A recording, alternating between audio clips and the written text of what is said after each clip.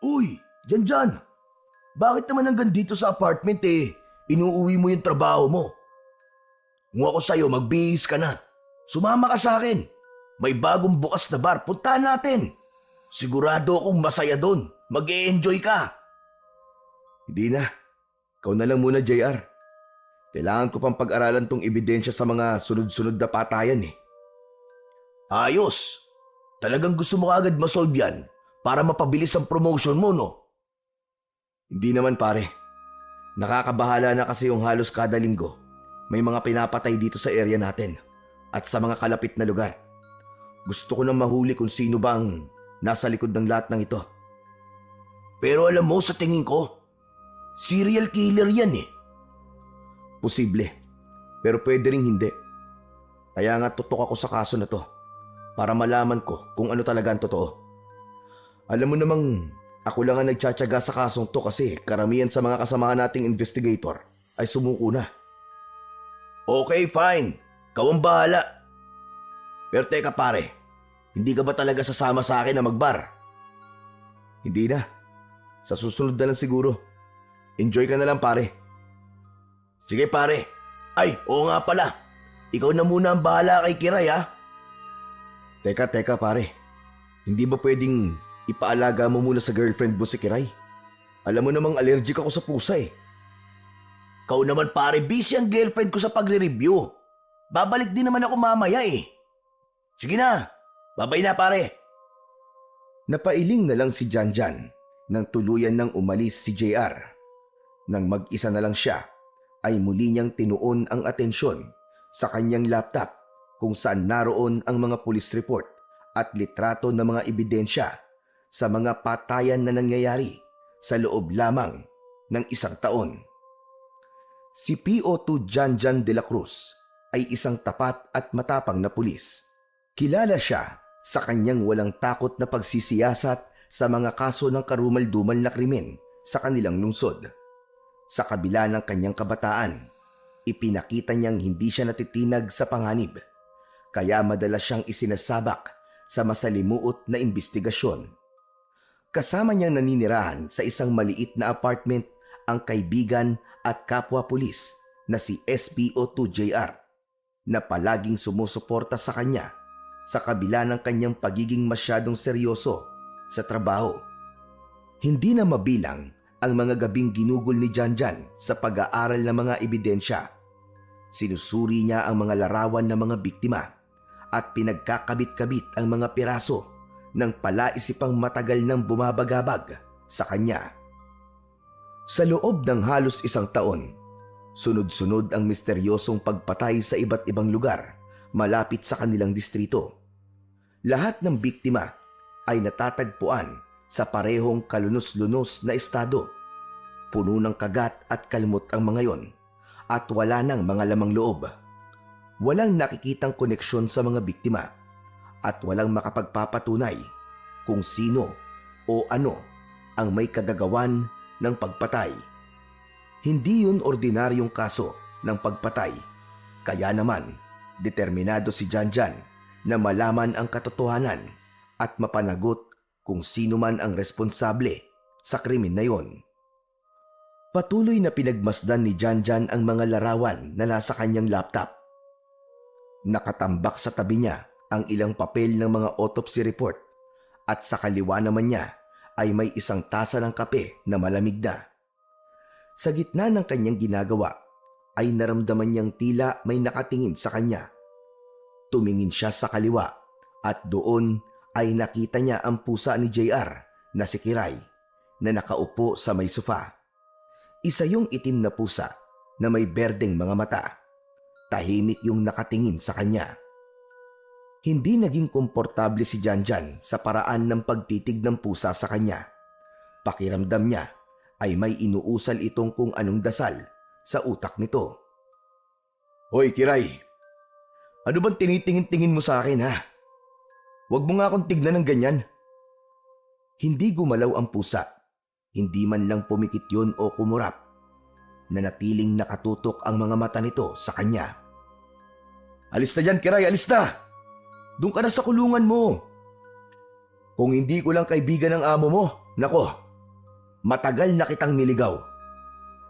Maya-maya pa ay nakaramdam siya ng pangangati sa kanyang balat. Sinundan yun ng magkakasunod na pagbahing.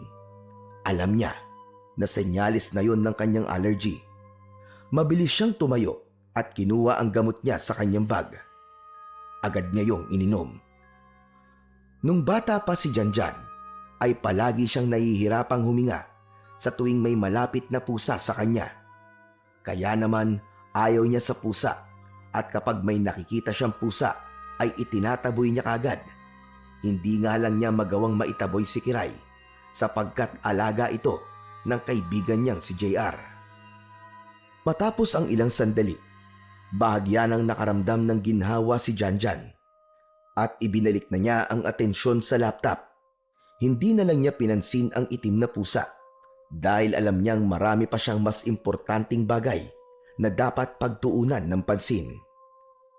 Kinabukasan ng umaga, sa loob ng presinto, ay tahimik na nagtatype si Janjan sa kanyang laptop habang iniisa-isa ang mga report ng patayan. Lahat ng kasamahan niyang pulis ay abala sa kani-kanilang gawain. Maya-maya pa ay tumunog ang teleponong nasa tabi ni Janjan. Agad niya namang yung sinagot. Nanlamig si Janjan nang malaman niya mula sa tumawag na may natagpuan na namang patay. Sa pagkakataon na yon ay isang babae. Nasa isang bakanting lote yon sa San Rafael. Matapos ang tawag, tumayo kagad si Janjan at nilingon si JR na abala sa pagsusulat ng report sa kabilang lamesa. JR, may bago na naman. Tara! Napatingin si JR sa kanya. Hindi na ito nagsalita dahil alam na nito ang ibig niyang sabihin. Tumayo ito ng mabilis at kinuha ang susi ng sasakyan. Magkasama silang lumabas ng presinto upang puntahan ang pinangyarihan ng krimen. Makalipas ang 20 minuto ay dumating na sina Janjan sa crime scene. Isa yung bakanting lote na malayo sa kabayan. Naroon na ang ilang pulis at isang forensic team. Sa gitna ng lote, makikita ang bangkay ng isang babae na puno ng kalmot, kagat at gutay-gutay ang tiyan na parang may hayop na bumutas doon upang kunin ang lamang loob. Napailing na lang si Janjan habang nakatingin sa walang buhay na katawan ng babae. Maraming beses na siyang nakakita ng patay na tao, ngunit hindi pa rin siya nasasanay sa ganoong tanawin. Kailangan ng mahinto ang magkakasunod na pagpatay na ito, JR. Hindi na pwedeng may madagdag pang biktima. Pero, paano natin gagawin yun, pare? Wala pa rin tayong lead hanggang ngayon. Ni anino nang may kagagawan yan, hindi natin alam. Para tayo naghahanap ng multo na hindi naman natin nakikita.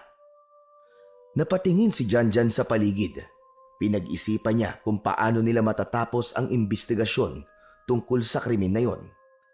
Sa dami ng ebidensyang nakuha nila sa kasong yon, ay wala pa rin silang solidong sospek. At ang mas nakakatakot, may pakiramdam si Janjan na hindi tao ang gumagawa ng mga pagpatay. Nang dahil sa magkakasunod na patayan, ay inatasan sina Janjan at JR na magronda sa lugar kung saan madalas nakakakita ng bangkay. Kahit may sasakyan sila, mas pinili nilang maglakad upang maging ang masisikip na eskinita ay mapasok nila. Ilang gabi nila yung ginawa, ngunit kahit anino ng salarin ay hindi nila nakita. Habang naglalakad ang magkaibigan, ay narinig ni Janjan ang reklamo ni JR. Pare, ilang gabi na tayong palakad-lakad dito. Pero wala naman tayong nakikitang kahit na anong kahinahinala. Aba pare, baka sa ibang lugar na pumapatay yung killer na yon. Napatigil si Janjan. Napaisip siya ng malalim. Tumakbo sa utak niya ang isang bagay na hindi pa nila masyadong nabibigyan ng pansin. Dahan-dahan siyang lumingon kay JR. Oo nga pre no, pwedeng tama ka. O kaya naman, baka sa ibang lugar sila pumapatay tapos dito nila tinatapon ang mga bangkay. Tama ang sinabi mo, tol. Mukhang mahihirapan talaga tayong malaman kung sino nasa likod ng mga patayan na to. Naisip ko na rin na baka hindi lang isang tao ang pumapatay. Maaaring isang grupo ito. Posibleng sindikato na nangunguha ng mga lamang loob at binibenta sa black market. Nagkatinginan sila. Pareho nilang naisip ang parehong bagay. Baka isang grupo to, JR. Tama. Hindi lang basta serial killer. Posibleng isang sindikato. Janjan, kapag usapang sindikato na, aba, ibang usapan na yun, parang nakakatakot na pare. Iba kalaban ng mga yun. Kapag nalaman nila na determinado tayong malaman kung sino nasa likod ng mga patayan, baka bigla tayong itumba. Wala akong pakialam kung maging delikado ang buhay ko, JR. Kasama na yun sa trabaho natin. Ang gusto ko lang, matapos na mga patayan dito. Nakita ni Janjan ang pagbakas ng takot sa mukha ng kanyang kaibigan. Ang totoo, medyo natatakot din siya, ngunit mas lamang ang kagustuhan niyang mabigyan ng katarungan ang mga pinatay at managot ang lahat ng responsable sa karumal-dumal na krimen na yon. Isang umaga, habang abala si Janjan sa pagsusuri ng ilang police report sa kanyang mesa sa loob ng presinto, sa gitna ng kanyang pagtatrabaho ay lumapit sa kanya si JR kasama ang isang lalaking nakabarong at mukhang kagalang-galang. Agad na tumayo si Janjan nang malaman na si Mayor Urbane ang kasama ni JR.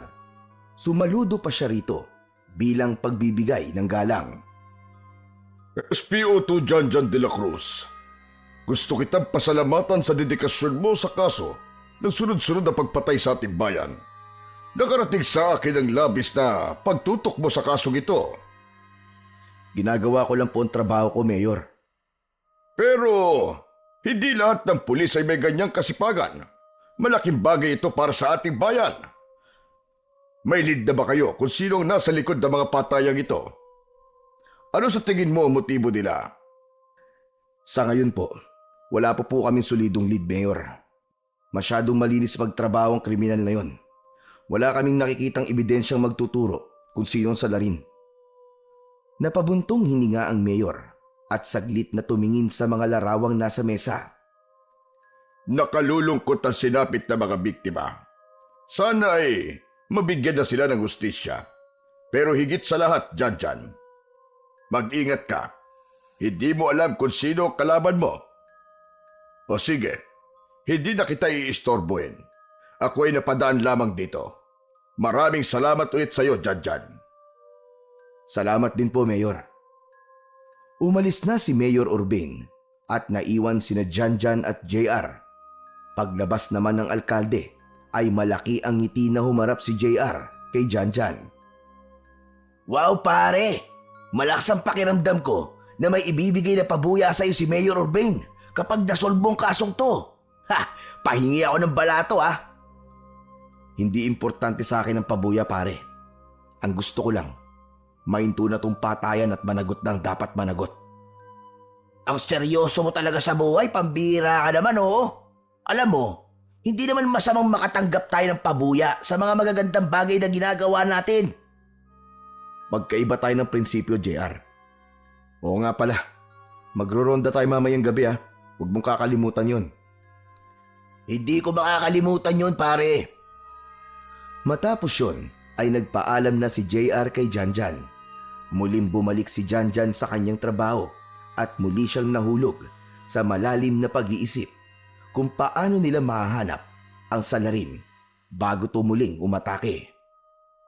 Kinagabihan, matapos ang hapunan ay nagpalit na ng damit si Janjan para maganda sa pagroronda. Nakasibilyan lamang siya sa tuwing nagroronda sila ni JR. Habang pinagmamasdan niya ang sarili sa salamin, ay pumasok sa JR sa kwarto nila na nakasuot ng puting polo, maong na pantalon at itim na sapatos.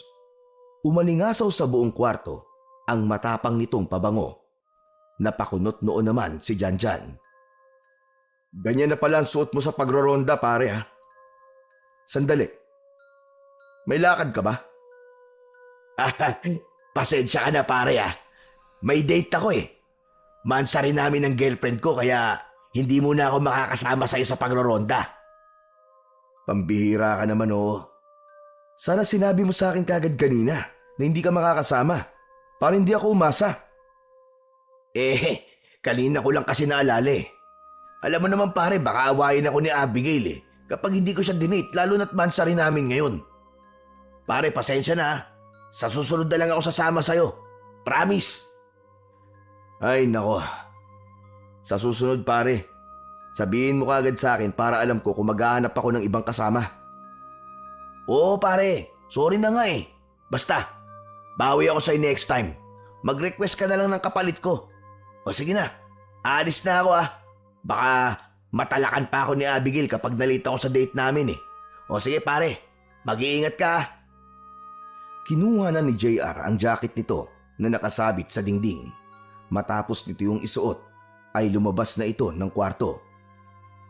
Napailing na lang si Janjan dahil ang buong akala niya ay makakasama niya si JR sa pagroronda ng gabing yon. Ngunit wala na siyang magagawa kundi ang mag-request ng kapalit ni JR dahil ayaw niyang magronda ng mag-isa. Binuksan ni Janjan ang drawer na malapit sa kamay at mula roon ay kinuha niya ang kanyang baril.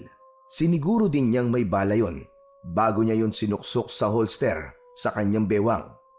Kinuha rin niya ang radyo at cellphone niya. Umupo siya sa gilid ng kama at nagsuot ng sapatos. Matapos yun ay naglakad na siya palabas ng apartment. Bago siya sumakay sa sasakyan ay nagsindi muna siya ng sigarilyo upang kahit paano ay pakalmahin ang kanyang sarili. Inilabas ni Janjan ang kanyang cellphone at tinawagan niya ang ibang kabaro niyang pulis na maaaring pumalit kay JR, ngunit lahat ng yon ay may ginagawa. Kaya naisip ni Janjan na wala na siyang mapagpipilian kundi ang mag-isang magronda sa gabing yon. Makalipas ang ilang sandali ay tahimik nang nagmaneho si Janjan habang binabaybay ang madilim na kalsada. Ang ilang mga poste ay mahina at may ilan na walang sindi, lalo na sa mga liblib na bahagi ng bayan. Ilang beses na siyang umikot sa parehong ruta, mula sa lumang subdivision hanggang sa ilang bakanting lote kung saan natatagpuan ang mga biktima. Pero gaya ng mga nagdaang gabi, wala siyang nakitang kahit na anong kahinahinala. Habang nagmamaneho, hindi na iwasan ni Janjan na balikan sa isip ang mga naging biktima ng patayan. Alam niya na lahat ng mga yon ay walang kalaban-laban na pinatay. Lahat ay pinatay sa brutal na paraan. Iniwan ang bangkay na gutay-gutay at walang lamang loob. Nanlumo si Janjan dahil wala pa silang malinaw na lead at ang salarin ay malaya pa ring nakakagalaw.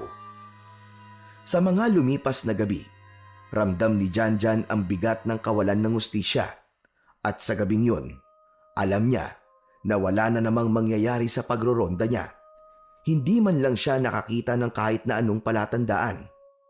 Inabot na siya ng madaling araw pero kahit anino ng salarin ay wala. Hindi niya talaga nakita. Matapos ang ilang oras ng pag-iikot, napatingin si Janjan sa orasan sa dashboard at nalaman niyang malapit ng mag-alas 3 ng madaling araw. Kailangan na niyang umuwi dahil may pasok pa siya sa umaga. At kung hindi siya makakatulog kahit sandali, siguradong bugbog siya sa pagod at antok sa presinto. Binaybay niya ang daan pabalik sa kanyang apartment. Maluwag pa ang kalsada at siya lang ang mag-isang naroon.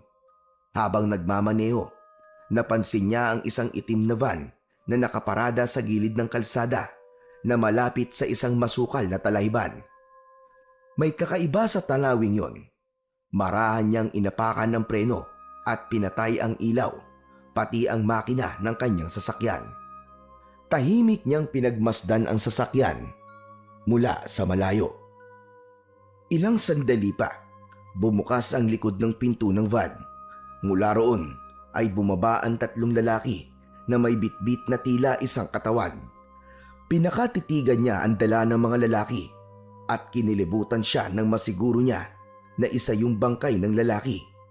Itinapon yun ng mga lalaki sa talahiban. Naningkit ang mga mata ni Janjan. Kumulo ang dugo niya sa kanyang nakita. Agad niyang pinaandar ang makina ng kanyang sasakyan at diniinan ang silinyador. Nadinig ng mga lalaki ang pagharurot ng sasakyan ni Janjan. Napalingon ang isa sa mga ito at agad na sumigaw. Mabilis na sumakay sa van ang mga lalaki at kahit na hindi pa naisasarado ng maayos ang pinto sa likod ng van, ay humarurot na ang mga yon. Mabilis na binunot ni Janjan ang radyo at nagsalita habang pilit na hinahabol ang itim na van. Base! May hinahabol akong itim na van na posible may kinalaman sa mga patayan. Tinapon nilang isang bangkay sa gilid ng talahiban sa barangay San Roque. Base! Naririnig niyo ba ako? Kailangan ko ng backup! Pinaigting ni Janjan ang paghabol sa itim na van at hindi niya inalis ang tingin sa van na mabilis na umaandar. Malakas ang ugong ng makina ng van habang paliko-liko ang takbo nun. Ngunit hindi nawalan ng pag-asa si Janjan. Pinanatili niyang malapit ang distansya niya sa van sa abot ng kanyang makakaya. Pero sa bawat pagliko ng van ay mas bumilis yun. Lumusot yun sa iba't ibang kalsada na para bang pilit na inililigaw si Janjan. Ilang minuto pa ang lumipas at bigla na lang kumabig pakaliwa ang van at sumiksik sa isang makipot na daan na hindi agad nasundan ni Janjan. Nilagpasan na lang ng binata ang nilikuan ng van at umikot siya sa kabila para abangan ang van dahil sigurado siyang doon yun lalabas. Ngunit lumipas ang ilang minuto ay hindi lumabas doon ang van na hinahabol niya. Pinigilan ni Janjan ang mapamura. Malakas niyang hinampas ang manibela habang habol ang kanyang paghinga. Napagtanto niya na nakatakas ang hinahabol niya. Ngunit kahit paano, may nakuha siyang isang mahalagang piraso ng puzzle ng krimen na yon. Ang plate number ng sasakyan. Malinaw pa rin sa isip niya ang plate number ng van na kanyang hinabol. Wala nang nagawa si Janjan kundi kunin muli ang radyo. Base! Nakatakas ang hinahabol kong itim na van. Nawalan ako ng visual sa kanila. Dito, sa may bandang San Isidro Extension. Pero sigurado kung itinapon nila ang bangkay sabay talahiban sa barangay San Roque. Sabay tabi ng lumang waiting shed. Kailangan nating isecure ang lugar. Nang sabihin ng kausap ni Janjan na magpapadala na ng mga pulis sa lugar na sinabi niya, ay ibinaba na niya ang radyo. Huminga siya ng malalim habang mahigpit ang hawak sa manibela. Ramdam pa rin niya ang matinding pagkadismaya sa sarili dahil nakatakas ang van. Nang medyo naimasmasan na siya, ay mabilis na pinaandar ni Janjan ang sasakyan pabalik sa lokasyon kung saan itinapon ang bangkay. Ilang minuto ang lumipas at natanaw na niya ang kumpul ng mga pulis na nakatayo malapit sa talahiban. Inihinto niya ang kanyang sasakyan at agad na bumaba. Habang papalapit siya, napansin niyang tila may kakaibang tensyon sa paligid. Ang ibang pulis ay may hawak na flashlight na para bang may hinahanap ang mga yon. Lumapit si Janjan sa isang police officer at tinanong niya kung anong nangyayari. Ayon dito ay walang nakitang bangkay ang mga ito. Kahit palatandaan ng bangkay ay wala rin. Ano? Ang bihira! Paano wala kayong nakita? Imposible! Sigurado ako na dito tinapon ng mga lalaking sakay ng itim na van ng bangkay. Nakita mismo yun ng mga mata ko. Lumingalinga si Janjan sa paligid at naghanap siya ng anumang senyales na may itinapon doon na bangkay, gaya ng dugo o kahit na anong maaaring naiwan ng mga kriminal. Pero wala siyang nakita. Napakuyom ng kanyang kamao si Janjan dahil tila mas lumalalim palalo ang misteryo sa patayang nangyayari sa lugar na yon. Kinaumagahan, maagang nagtungo si Janjan sa presinto upang ipasa sa investigation team ang plate number ng itim na van na kanyang nakuha nung gabi ng habulan. Umasa siyang yun ang magiging susi upang matukoy ang may-ari ng sasakyan at mahuli ang mga taong nasa likod ng sunod-sunod na pagpatay.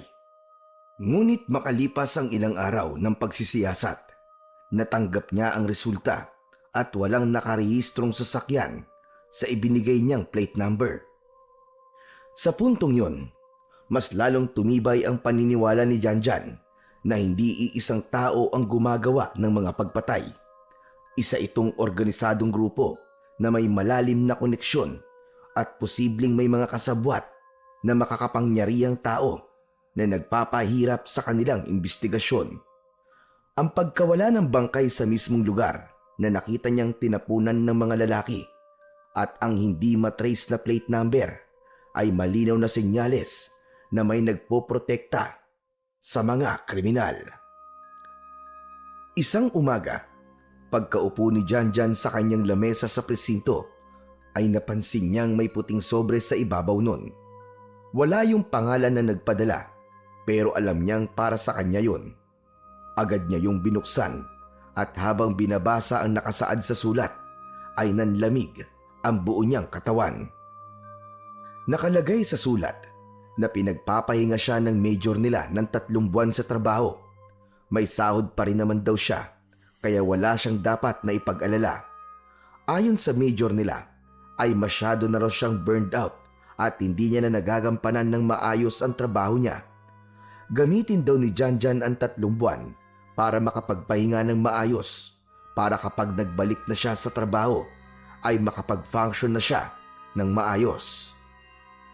Naikuyom ni Janjan ang kanyang mga kamay. Alam niyang hindi yun totoo. Hindi siya burned out dahil mas lalo pa nga siyang nagiging determinado sa kaso na hawak niya, lalo na't kahit paano ay nagkaroon yun ng linaw. Mula sa likuran ni Janjan ay lumapit si JR na may dalang tasa ng kape. Hoy pare, saan mo gustong kumain mamaya? Libre ko. Makabawi man lang ako dun sa isang gabi na hindi kita nasamahan sa pagroronda. Hindi sinagot ni Janjan ang sinabi ni JR. Bagkus ay inabot niya ang sulat dito. Agad naman itong inabot. Oh, ano naman to? Basahin mo nang malaman mo. Buisit! Nakakainis, JR! Agad na binasa ni JR ang sulat at nang matapos nito yung basahin ay napasimangot ito. Ano pare? Pinagpapahinga ka ng 3 buwan dahil burnout ka? Aba, burned out ka nga ba? Hindi. Alam mo na mas naging masigasig ako sa trabaho ko dahil napatunayan ko na hindi isang tao nasa likod ng patayan. Grupo sila, JR. Isa pa, dahil sila nagbigay sa akin ng kasong to, kaya ginagampanan ko na maayos ang trabaho ko. Pero anong ginawa nila? Bigla nila akong tatanggalin sa investigasyon. Hindi makatwiran ang ginagawa nila sa akin. Pero wala ka na magagawa pare. Utos siya na mas nakakataas sa atin eh. Sundin mo na lang. Ang isipin mo na lang, ang swerte mo. Dahil 3 buwan ka makakapagpahinga, pero may sahod ka pa rin. Hindi ko gustong huminto sa pag-iimbestiga, JR. Alam mo yan. Wala akong pakialam sa sahod ko. Alam ko naman yon, tol. Pero gaya na sinabi ko sa'yo, wala ka na magagawa. Tignan mo na lang sa ibang perspective ang mga nangyayari sa'yo ngayon. Natahimik si Janjan. Alam niyang may mas malalim na dahilan pa kung bakit siya pinagpapahinga. Sigurado siya na hindi talaga concern ang mga nakatataas sa kanya. Pakiramdam niya ay may gustong humadlang sa kanya para hindi niya na maungkat pa ang katotohanan sa mga patayan. Wala nang nagawa si Janjan, kaya kahit labag sa loob niya, ay sinunod na lang niya ang utos ng major. Isa-isa niyang niligpit ang mga gamit niya, gaya ng mga papel, ballpen, ilang litrato ng biktima, at ang lumang notebook na ginagamit niya sa imbestigasyon. Maingat niyang inilagay ang mga yon sa isang kahon, kasama ng kanyang laptop. Sa huling pagkakataon, pinagmasdan ni Janjan ang paligid ng presinto at nangako siya sa kanyang sarili na kahit wala siya roon ng 3 buwan, ay hindi pa rin siya hihinto sa pag-iimbestiga. Habang bitbit ang kahon, ay lumabas na si Janjan ng presinto. Tahimik siyang naglakad at hindi niya alintana ang init ng araw. Bumigat ang bawat takbang niya habang iniisip kung ano ba talaga ang tunay na dahilan ng biglaang pagpapatigil sa kanya sa imbestigasyon at sa pagtatrabaho. Hindi siya makapaniwalang basta-basta lang siyang tinanggal, lalo na't malapit na siyang makakuha ng sagot sa kung sino-sino ang nasa likod ng patayan. Alam niya na may nagtangkang harangan siya na malaman ang buong katotohanan. Habang naglalakad sa gilid ng kalsada si Janjan, isang itim na kotse ang marahang huminto sa tabi niya. Napahinto siya sa paglalakad. Bumaba ang bintana at nakita niya sa backseat si Mayor Urbane. Saan ka pupunta, Janjan? Ah, kayo ho pala, Mayor. Pauwi na po. Doon po sa apartment ko. Ay kung ganun ihahatid ka na namin. Sumakay ka na. Naku, nakakahiya naman po, Mayor. Malapit naman na po ang terminal ng jeep eh. Doon na lang po ako sasakay. Ano ka ba? Huwag ka nang mahiya. Sige na. Sumakay ka na. Minsan lang ako mag-alok ng ganito. Kaya wag mo kong ipahiya. Matigas ang tono ng Mayor at naramdaman ni Janjan na hindi ito tatanggap ng pagtanggi. Sandaling nag-alinlangan si Janjan, pero sa huli, wala na siyang nagawa kundi ang pagbigyan si Mayor Urbane. Binuksan niya ang pinto ng sasakyan at sumakay sa backseat kung saan katabi siya mismo ng Mayor. Nang makasakay na si Janjan, ay may pagkailang siyang naramdaman sa kanilang Mayor, lalo na't ramdam niyang nakatingin ito sa kanya. Teka, saan nga ba ang apartment mo? Para naman maihatid ka ng driver ko. Sa may San Isidro po, Mayor. Sa tapat lang po ng lumang butika. Tumango ang Mayor at sinabihan ang driver na dalhin sila roon. Ilang saglit lang, umandar na ang sasakyan. Sa gitna ng kanilang biyahe ay muling nagsalita ang Mayor. Janjan, tungkol sa iniimbestigahan mong patayan, kumusta na ba yon? May development na ba?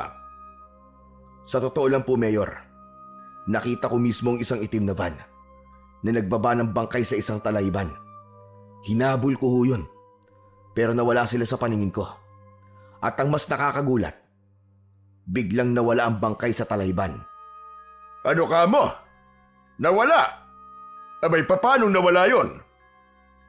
May hinala po ako na inalis na mga pumatay yung bangkay para isipin ng ibang mga pulis na hindi totoo nakita ko. Yun po siguro ang dahilan kung bakit pinagpapahinga muna ako ni Major ngayon. Kasi ang akala nila, nag-hallucinate na ako. Nang dahil sa pagod, kaya kung ano-ano nakikita ko.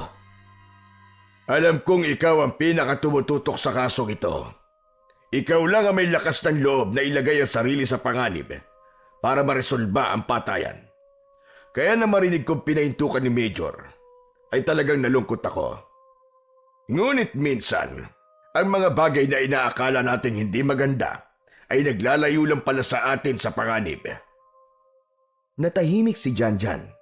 Alam niyang may punto ang kanilang Mayor, pero hindi pa rin niya maiwasang makaramdam ng panghihinayang. Kung kailan kasi may lead na siya, kahit paano, ay saka naman siya pinahinto sa pag-iimbestiga. Maya-maya lang ay bumagal na ang sasakyan nang narating na nila ang harapan ng apartment ni Janjan. Tumigil ang kotse at agad na binuksan ni Janjan ang pinto. Maraming salamat po, Mayor, sa pag-aatid po sa akin. Walang anuman yon. O sige na, magpahinga ka na lang muna sa mga araw na wala ka sa serbisyo. Nakangiting tumango si Janjan bago siya tuluyang bumaba ng sasakyan. Nang maisarado na niya ang pinto ng kotse, ay agad yung umusad paalis. Saka lang siya pumasok sa apartment niya nang wala na yon sa kanyang paningin. Sa kabila ng sapilitang pagpapahinga kay Janjan ng Major nila, ay hindi pa rin siya huminto sa pag-iimbestiga. Gamit ang kanyang laptop, ay muli niyang sinuri ang mga nakalap na litrato mula sa iba't ibang crime scene. Pinag-aralan niya ang pattern ng mga pagpatay, ang posibleng ruta ng itim na van, at ang mga taong maaaring may koneksyon doon. Sa gitna ng kanyang pagsisiyasat, naisip niyang ipasuri ang plate number ng van sa isang kakilala niyang may access sa database ng mga rehistradong sasakyan. Alam niyang delikado yun at labag yun sa batas, pero hindi niya kayang basta na lang tumigil. Makalipas ang ilang araw, nakatanggap siya ng sagot at nalaman niya na ang plate number ng itim na van ay totoong rehistrado, ngunit hindi sa isang itim na van. Sa halip, nakapangalan ito kay Mayor Urbane at nakakabit sa isang pick-up truck. Unti-unting nagsimulang magkaroon ng hinala si Janjan na may itinatago ang kanilang mayor at maaaring may mas malalim itong koneksyon sa mga nangyayaring pagpatay. Sa mga sumunod na araw, naging mas maingat si Janjan sa bawat kilos niya. Palihim niyang sinusubaybayan ang bawat galaw ni Mayor Urbane. Imbis na magpahinga, ay inalam niya kung saan ito madalas pumunta at sino ang mga nakakasama nito. Alam niyang delikado ang ginagawa niya, pero hindi niya kayang isantabi ang natuklasan niya na maaaring may koneksyon ang mayor sa itim na van at posibleng may kinalaman ito sa mga pagpatay.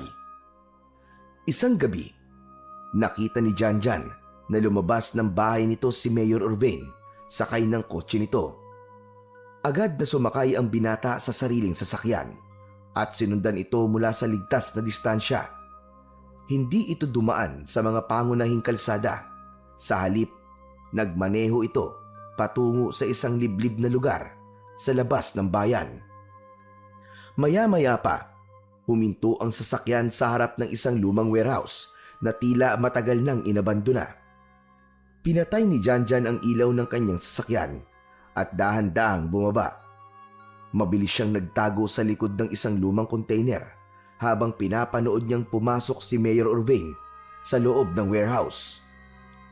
Marahan at tahimik na lumapit si Janjan sa isang dingding at napansin niyang may maliit na butas roon.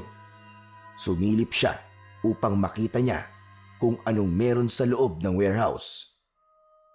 Sa loob ng warehouse, nakita ni Janjan si Mayor Urbane at ang ilang lalaki na nakita niya noon sa itim na van na nakapalibot sa isang lalaki na may piring ang mata at nakagapos ang mga kamay. Ang lalaki ay nakaupo sa sahig at nanginginig sa takot. Isang malalim na katahimikan ang bumalot sa paligid bago dahang-dahang nagbago ang anyo ni Mayor Urbane. Unti-unting humaba ang mga kuko nito, lumitaw ang matatalas nitong pangil at ang mga mata nito ay naging pula at nanlilisik. Sa isang iglap, sinunggaban nito ang leeg ng lalaki at marahas na sinipsip ang dugo nito. Napasinghap si Janjan. Hindi siya makapaniwala sa kanyang nasaksiyan. Hindi niya inasahan na ang mayor nila ay isa palang aswang. Habang bumubulwak ang dugo mula sa leeg ng biktima, unti-unti yung nanghina hanggang sa tuluyang mawalan ng buhay. Nang maubos na ang dugo ng lalaki, ay sakalang ito nilubayan ni Mayor Urbane. Kunin niyo na ang lamang loob niyan. May mga bayan na naghihintay sa puso at tatay niyan. Agad na kumilos ang mga lalaking naroon. May mga nagbuhat sa katawan ng lalaki at inihigayon sa isang lamesa na gawa sa bakal. Napaatras si Janjan. Naglaban ang takot at galit sa dibdib niya. Doon niya napatunayan na si Mayor Urbane ang responsable sa mga pagpatay. Isa itong aswang na matapos inumin ang dugo ng kanyang mga biktima ay kinukuha nito ang mga laman loob ng mga yon upang ibenta sa black market. Muling sumilip si Janjan sa butas at habang nakasilip siya roon ay nagulat siya nang biglang tumingin si Mayor Urbane sa gawin niya na para bang alam nito na mayroong tao doon. May ibang tao rito. Lumabas kayo at dalhin niyo siya sa akin. Bilisan niyo! Hindi na nagdalawang isip si Janjan. Agad siyang umatras palayo at mabilis siyang kumaripas ng takbo. Narinig niya ang yabag na nakasunod sa kanya. Mabilis siyang sumakay sa kanyang sasakyan at agad niya yung pinaandar paalis. Nang tumingin sa side mirror si Janjan, ay nakita niya ang mga motor at kotse na nakasunod sa kanya. Hindi dapat nila ako maabutan. Katapusan ko na kapag nangyari yun. Pinaarangkada ni Janjan ng gusto ang sasakyan. Isinentabi muna niya ang takot at kaba ng sandaling yun. Lumiko siya ng mabilis sa isang madilim na kalsada. Pero sa bilis ng takbo niya, ay hindi niya napansin ang matarik na kurbada sa unahan. Malakas na napamura si Janjan nang mawalan siya ng kontrol sa manibela. Umikot ang sasakyan ni Janjan at nawala na yon sa kalsada. Napasigaw siya nang sumalpok ang sasakyan niya sa isang malaking puno sa gilid ng daan. Humampas ang noo niya sa manibela at nanlabo ang kanyang paningin. Sumingaw ang usok mula sa makina at naramdaman niya ang mainit na dugong dumaloy sa kanyang noo.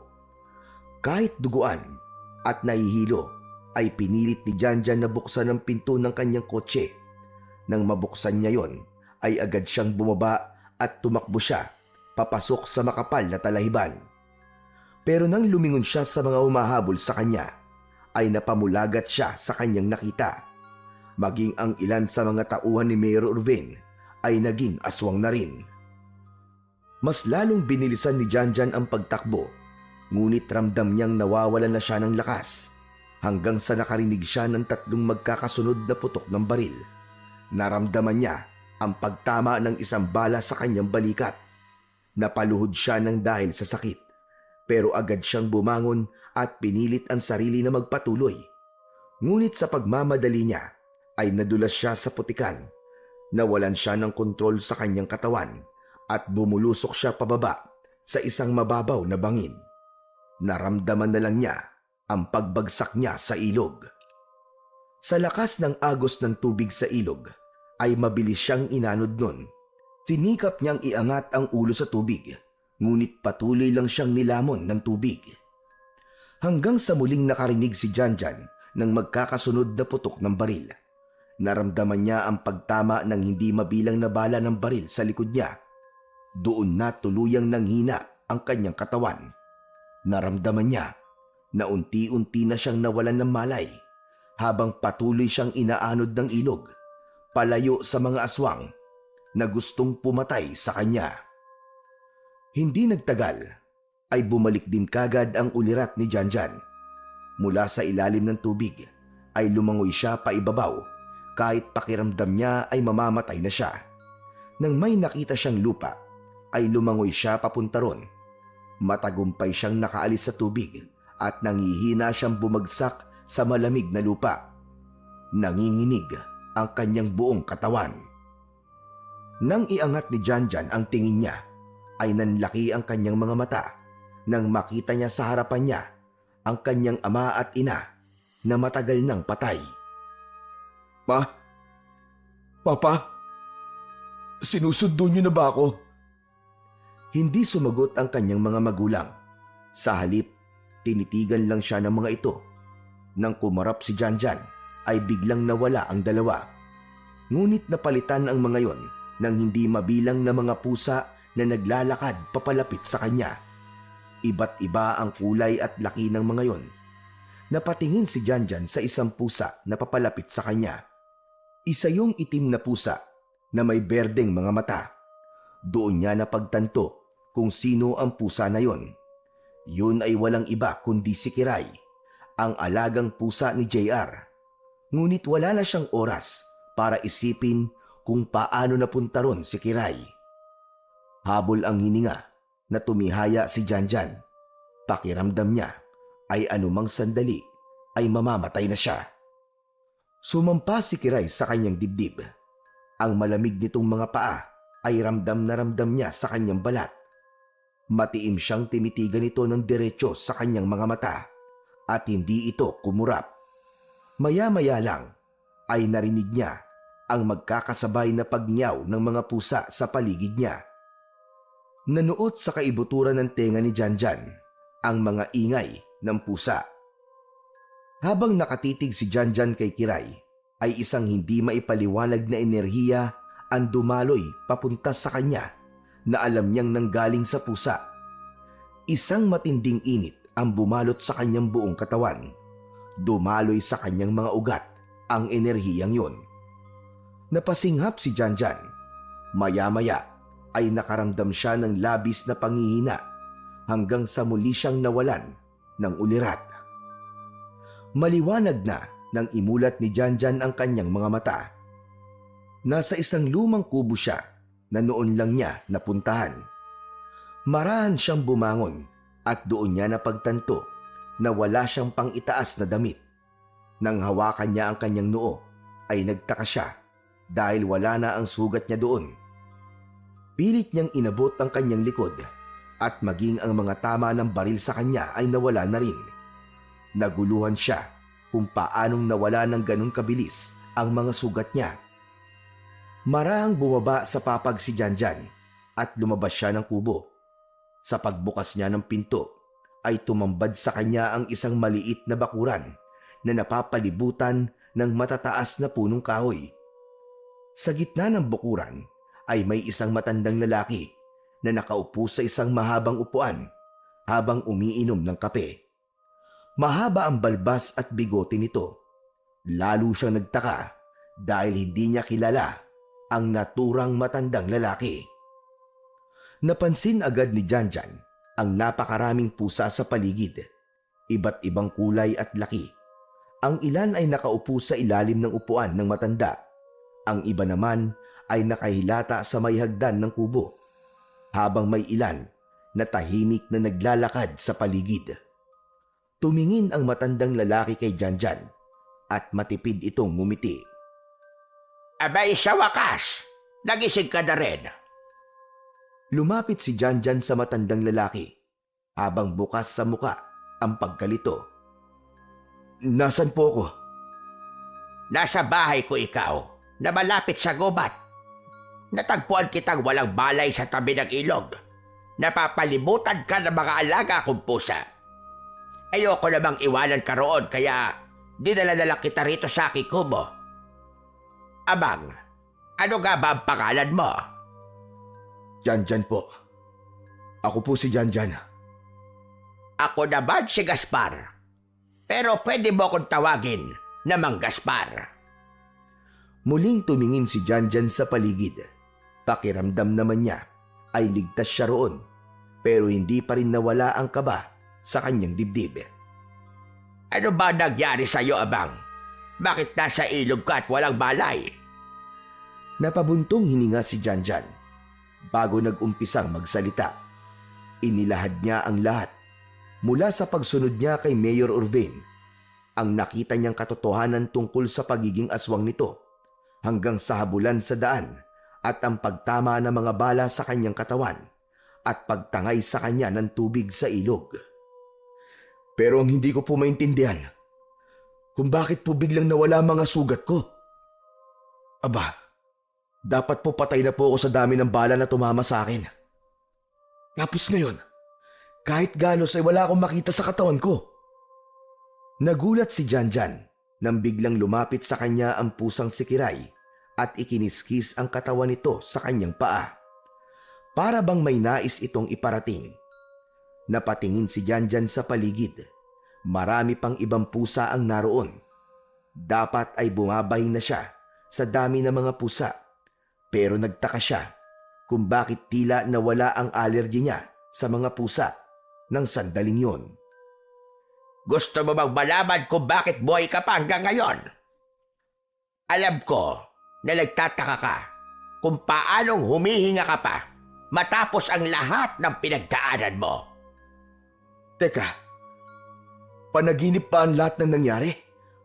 O baka naman patay na ako tapos nasa langit na ako ngayon? Hindi panaginip pa nangyari sa'yo. Totoo ang lahat at wala ka sa langit. Buhay ka ngayon dahil may tangan ka ng 9 na buhay ng pusa. Ano? Ano pong sinabi niyo, Tatang? Si Kiray at ang iba pang pusa ang nagbigay sa iyo niyan. Kung may dapat kang pasalamatan ay ang mga pusang nasa iyong paligid. Imposible. Ako? May siyam na buhay gaya ng sa pusa. Nagbibiro ka lang yata. Mang Gaspar, pwede ba? Magulo po ang isip ko ngayon kaya wag niyo na pong paguluhin pa. Janjan, iho. Isa ko dating antingero. Kaya alam ko kung may tangan na kakaibang kapangyarihan ng isang tao. At nang makita ko mga mata mo, alam kong may tangan ka ng siyam na buhay ng pusa. Hindi po ako naniniwala sa inyo. Hindi mo ako mapapaniwala sa ganyang bagay, Mang Gaspar. Biglang tumayo si Mang Gaspar at dinampot nito ang isang matulis na itak. Mula sa lamesa, lumapit ito kay Janjan at matiim siya nitong tinignan. Gusto mo ba ng pruweba? Napaatras si Janjan. Natakot siya sa hawak na itak ng matandang lalaki. Magsasalita pa sana siya, pero mabilis siyang sinaksak ni Mang Gaspar ng itak sa tapat mismo ng kanyang puso. Nanlaki ang mga mata ni Janjan. Naramdaman niya ang malamig na bakal na bumaon sa kanyang laman habang nilukob siya ng matinding sakit. Nang hugutin ni Mang Gaspar ang itak, ay bumagsak siya sa lupa. Nahirapan siyang huminga hanggang sa unti-unting nagdilim ang kanyang paningin. Makalipas ang ilang sandali, ay tuluyan ng huminto ang paghinga ni Janjan at niyakap na siya ng malamig na kamatayan. Makalipas ang ilang minuto, ay muling nagising si Janjan. Napasinghap siya at agad niyang hinabol ang kanyang paghinga. Naguguluhan siyang bumangon mula sa lupa. Pakiramdam niya ay nalunod siya tapos bigla siyang nabuhay. Agad niyang hinawakan ang parte ng dibdib niya kung saan siya sinaksak ni Mang Gaspar. Abot langit ang naging pagtataka niya nang wala na siyang sugat doon na parang walang nangyari. Teka, ang sugat ko! Ano nangyari? Bakit nawala ang sugat ko? Bakit buhay na naman ako? At bakit niyo po ako sinaksak? Nababaliw ka na ba? Galit na hinawakan ni Janjan ang kwelyo ni Mang Gaspar at iniumang niya ang isa niyang kamao para suntukin ito sa muka. Kung hindi ko yun ginawa, hindi ka maniniwala na meron kang siyam na buhay. Pasensya ka na lang kasi nabawasan ka na ng isang buhay ngayon. Walo na lang ang natitira sa'yo. Naguguluhang binitiwan ni Janjan si Mang Gaspar. Pakiramdam niya ay mababaliw na siya ng sandaling yun. Hindi. Hindi totoo to. Panaginip lang ang lahat ng ito. Naiintindihan ko kung bakit mahirap para sa'yo na paniwalaan ang nangyayari ngayon. Sadyang may mga bagay talaga sa mundo na mahirap paniwalaan. Pero yun ang totoo. Tulad ng mga aswang, marami pa rin ang hindi naniniwala sa kanila. Pero totoo, kasama natin silang naninirahan sa mundong ito. Natigilan si Janjan. Naalala niya si Mayor Orvin at ang mga tauhan nito. Ang totoo, dati ay hindi siya naniniwala sa aswang. Ngunit nang makakita siya ng ganoong nilalang, ay doon na nagbago ang kanyang paniniwala. Kaya posible rin talaga na nagsasabi ng katotohanan si Mang Gaspar. Pero, bakit ako? Bakit ako binigyan ng ganitong kapangyarihan? Dahil nakita ng mga pusa ang kabutihan na nasa iyong puso, Janjan. Alam nilang gagamitin mo ang kapangyarihang ito sa kabutihan. At sigurado ako na hindi lang siyam na buhay ang meron ka ngayon. Ano?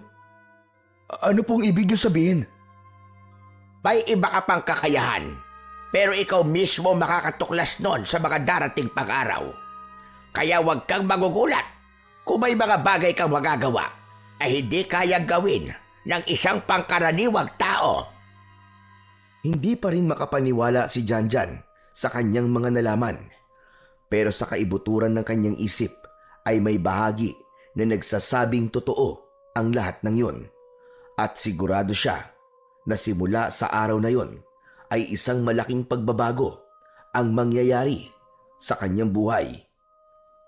Matapos marinig ang lahat ng sinabi ni Mang Gaspar, ay unti-unting nabuo sa isip ni Janjan na hindi isang aksidente ang pagkakaroon niya ng siyam na buhay.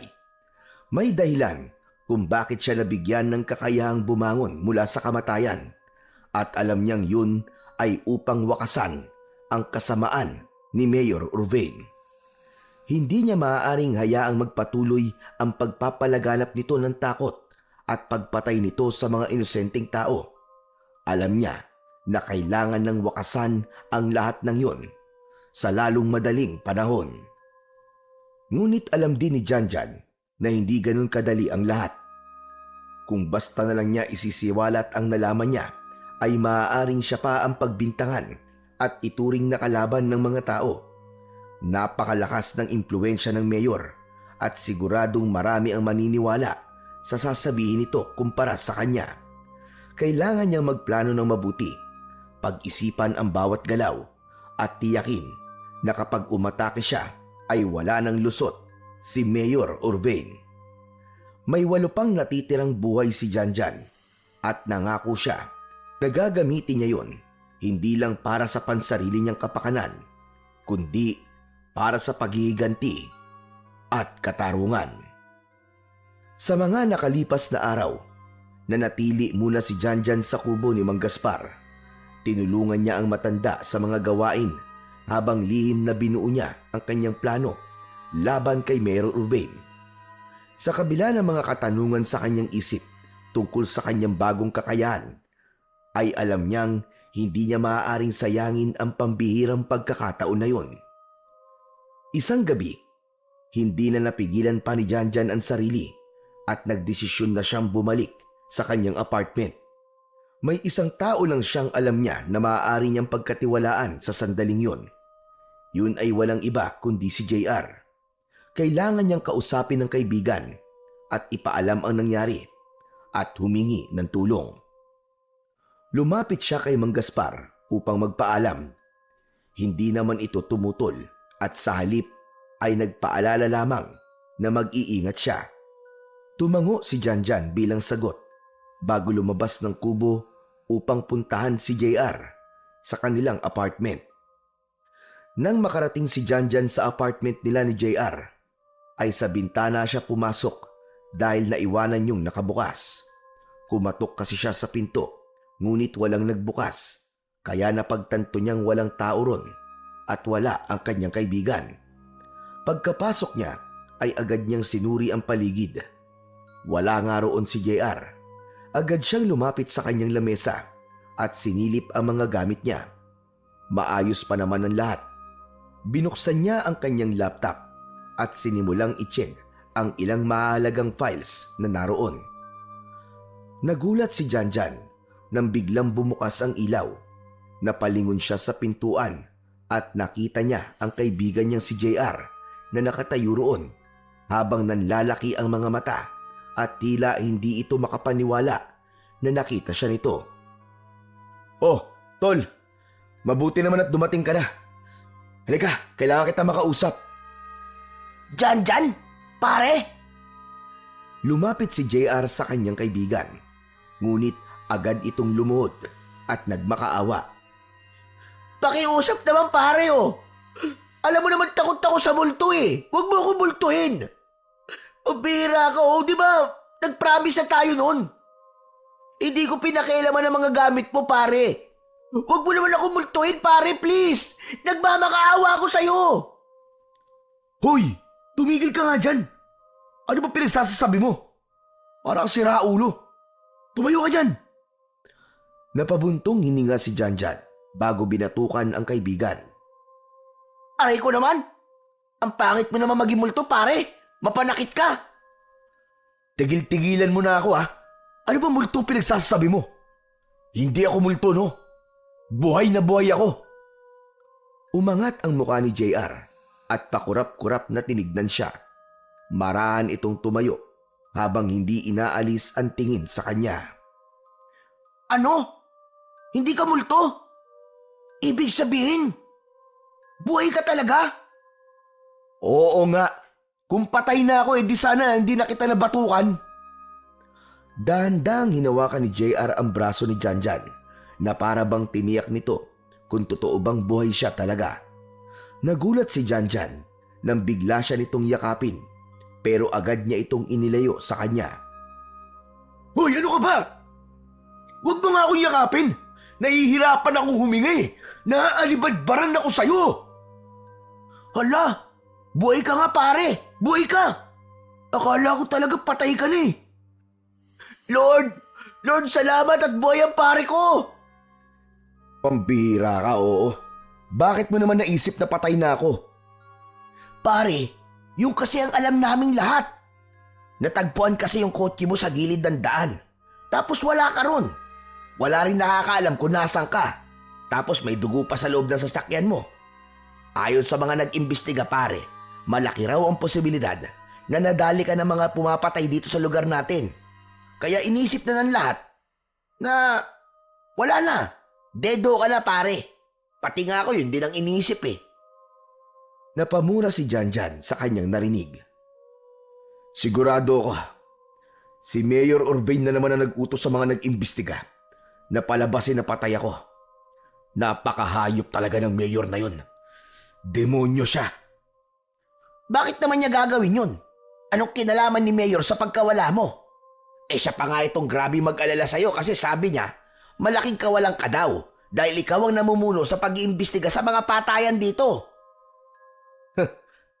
Dahil natuklasan ko na siya ang utak sa mga patayan dito pare.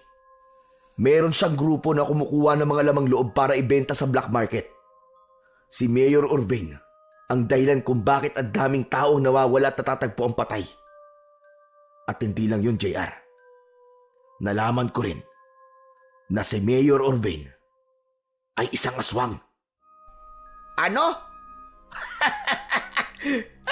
Si Raulo. Naniniwala ako sa mga nauna mong sinabi. Pero si Mayor, aswang. Walang aswang pare. Kaya kong paniwalaan na may mga grupong kumukuha ng lamang loob ng mga tao para ibenta sa black market. Alam mo namang, pambihira ka, oo. Hindi ako naniniwala sa mga aswang. Hindi rin ako naniniwala dati pare. Akala ko, kwento-kwento lang yun ang matatanda. Pero nakita ko mismo, JR. Nakita mismo ng dalawang mata ko. Nakita ko kung paano nagbago ang anyo ni Mayor Orvain. Nakita ko kung paano niya pinatay yung lalaki. Nalaman nila na nakita ko sila. Kaya hinabol ako para patahimikin. Mabuti na lang talaga at nakatakas ako. Hindi agad nakasagot si JR sa sinabi ng kanyang kaibigan. Hindi man ito sabihin, ramdam ni Janjan na sinusubukan nitong unawain ang mga sinabi niya. Hindi ko alam kung paano ko ipapaliwanag sa'yo ng mas malinaw pare. Pero isang bagay lang ang sigurado ko. Delikado ang kalaban natin. At mas mabuting ang akalain ng lahat na patay na ako para makakilos ako ng maayos. Kung ganun pare, anong balak mo ngayon? Pababagsakin ko si Mayor Orvain. Pero JR, may isang bagay lang akong hihilingin sa'yo. Nakikiusap ako na wag mong sasabihin sa kahit na sino na buhay pa ako. Lalo na sa mga katrabaho nating pulis. Dahil hindi ko alam kung sino dapat kong pagkatiwalaan sa kanila. O sige pare, pangako. Wala akong pagsasabihan. Maraming salamat pre. O sige, kailangan ko nang umalis. Mag-iingat ka pre. Salamat. Ikaw rin pre. Basta kung kailangan mo ng tulong ha, sabihan mo lang kagad ako. Tumango na lang si Janjan at mabilis siyang umalis sa apartment na yon. Alam niyang hindi pa lubusang naniniwala si JR sa kanya, pero alam niyang panahon na lang ang makapagpapatunay sa lahat ng sinabi niya. Simula noon, tuwing umaga ay maagang gumigising si Janjan upang simulang palakasin ang kanyang katawan. Tumakbo siya sa kagubatan, lumundag sa matataas na bato at ginamit niya ang ilang puno bilang kasangkapan sa kanyang pagsasanay sa pakikipaglaban. Inisip niya na ang isang puno ay ang kalaban niya at yun ang kanyang ginawang punching bag. Sinalay ni Janjan ang kanyang bilis sa pag-atake, pero sa paglipas ng mga araw, napansin niyang tila hindi na normal ang kanyang galaw. Mas naging mabilis siya kesa dati Ang dating mga hakbang na kailangan niyang pag-isipan ay nagiging otomatiko na para bang mabilis pa ang galaw ng katawan niya kesa sa kanyang isip. Sa gabi, sinubukan din ni Janjan na magsanay sa madilim na bahagi ng gubat. Hindi nagtagal, nadiskubre niyang may kakayahan din siyang makakita sa dilim. Bawat anino, bawat paggalaw ng dahon, bawat kaluskos ay nakikita at nararamdaman niya kahit sa gitna ng kadiliman. Sa isang pagkakataon, hinamon ni Janjan ang sarili. Pumikit siya at sinubukang maramdaman ang paligid gamit lamang ang pandinig at pangamoy. Hanggang sa may naramdaman siya na presensya ng isang ahas sa hindi kalayuan. Nang buksan niya ang kanyang mga mata, ay napagtanto niyang tama nga ang kanyang naramdaman. Hindi lang lakas at bilis ang nagbago sa kanya. Parang nagbago na rin ang mismong kakayahan at kapasidad ng kanyang katawan. Isang hapon, matapos ang mabigat na pagsasanay, umupo si Janjan sa labas ng kubo ni Mang Gaspar. Pawis na pawis siya, pero ramdam niya na mas lumalakas siya sa bawat pagtatapos ng kanyang pagsasanay. Lumapit si Mang Gaspar kay Janjan at inabot nito sa kanya ang isang basong tubig. Kinuha naman ng binata ang baso at agad na ininom ang tubig na laman nun. Salamat po, Mang Gaspar. Nakikita ko na nagkakaroon na ng magandang bunga ang iyong pagsasanay. Nadiskubre mo na rin ang iba mo pang kakayahan. Ano na nga pala ang plano mo ngayon? Gusto ko pong pabagsakin ng sindikato ni Mayor Urbin. At sisiguraduhin kong malalaman ng lahat kung sino talaga ang mayor na tinitingala nila. Hindi po ako papayag na dumami pa magiging biktima nila. Masaya ako na gagamitin mo ang kapangyarihan mo sa kabutihan. Pero wag ka lang basta sumugod. Tandaan mo, hindi lang tao ang kalaban mo. Dahil karamihan sa kanila ay mga aswang. Napatingin si Janjan sa kanyang mga kamay. Ang bilis, ang lakas, ang kakayahang nakakakita sa dilim. Lahat ng yon ay alam niyang ibinigay sa kanya upang tapusin ang kasamaan ni Mayor Urbin. Alam niyang hindi yun magiging madali, pero hindi siya titigil hanggat hindi niya nakukuha ang hustisya para sa mga naging biktima ng Mayor Urbin na yon. Isang gabi, nagdesisyon si Janjan na magtungo sa lumang warehouse kung saan dinadala ni Mayor Urbin ang mga bihag nito. Nang masiguro niya na wala roon sina Mayor at ang mga tauhan nito, ay tahimik siyang pumasok sa lumang warehouse. Tahimik ang paligid. Kahit madilim doon, dahil walang bukas na ilaw, ay malinaw niyang nakikita ang paligid. Habang nililibot ni Janjan ang loob ng lumang warehouse, ay may narinig siyang mahihinang pag-iyak. Napakunot ang noo niya. Agad siyang luminga sa paligid. Inisa-isa niya ang mga sulok, pero wala siyang nakitang tao. Lalo siyang naging alisto. Sinundan niya ang pinagmumulan ng pag-iyak at gamit ang malakas niyang pandinig ay napagtanto niya na sa ilalim ng warehouse nagmumula ang pag-iyak. Naglakad-lakad siya at tuminto siya sa isang parte ng lumang warehouse na nasa dulong bahagi. Lumuhod siya at itinuon niya ang kanyang kamay sa sahig. Napansin niya na bakal ang parting yun. Iba sa sementadong sahig ng warehouse. Hinanap niya ang maaaring daan pababa at doon niya nakita ang isang trapdoor sa sahig. May kandado ang trapdoor. Malaki yun, ngunit alam ni Janjan na gamit ang lakas niya ay posibleng kaya niya yung sirain. Huminga ng malalim si Janjan at sinubukang buksan ang trapdoor gamit ang mga kamay. Sa isang malakas na paghila lang ay biglang bumigay ang matibay na kandado.